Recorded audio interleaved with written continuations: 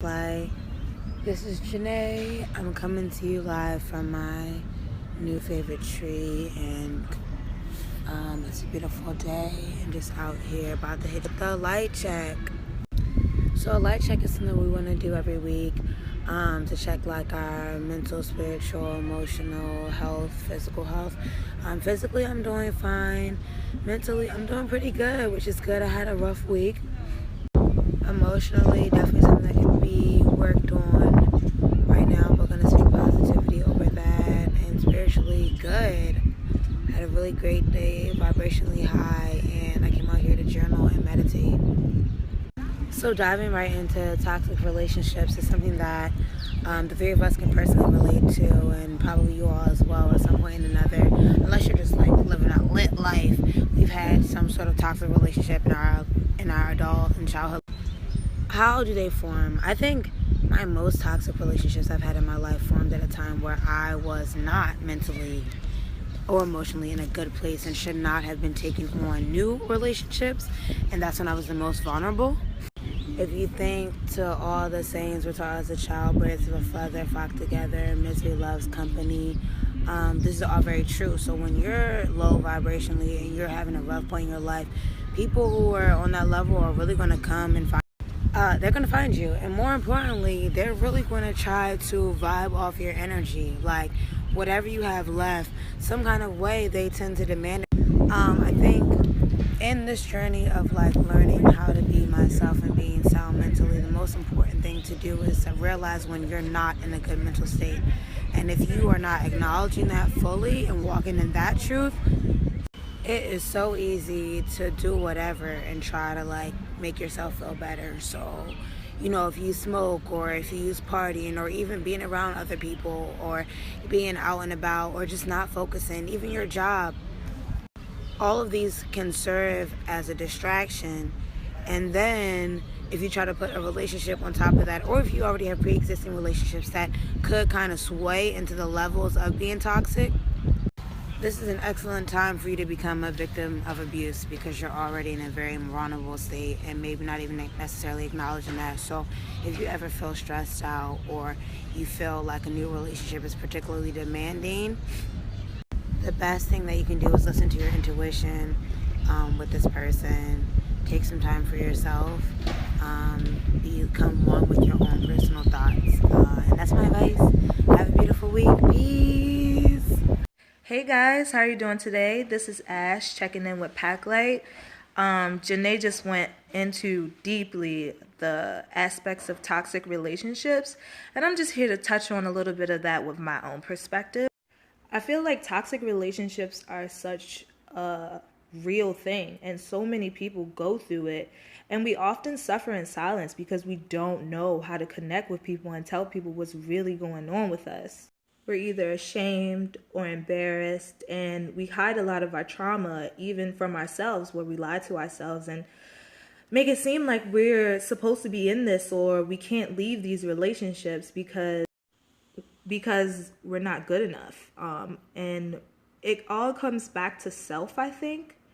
And I'm really packing forgiveness. And people use forgiveness as such a cliche thing, but it's really real.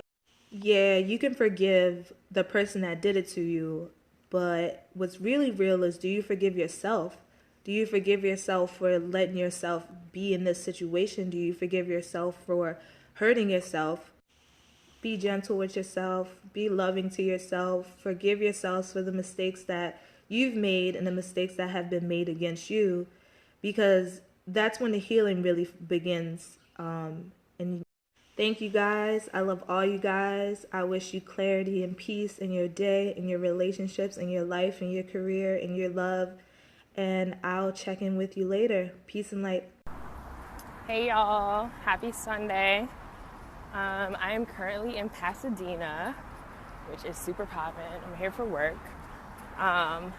But we decided to talk about toxic relationships this week. So firstly, I'm really excited to talk about this topic because I do think there's a lot of shame that revolves around toxic relationships. I've definitely been in a good amount of toxic relationships. Firstly, I think the biggest thing that contributes to ending up in a toxic relationship is definitely ignoring your intuition. And I think that comes from not being able to accept the truth. So I definitely think that not willing to accept the truth also comes from kind of a deep pain and avoidance, at least for me. Like if I don't want to deal with something, I'll definitely avoid it and I'll ignore my intuition, which is the worst thing. I also very much so believe that toxic relationships can also be enabled because of our societal standards. I definitely think that toxic relationships can be rampant in your family.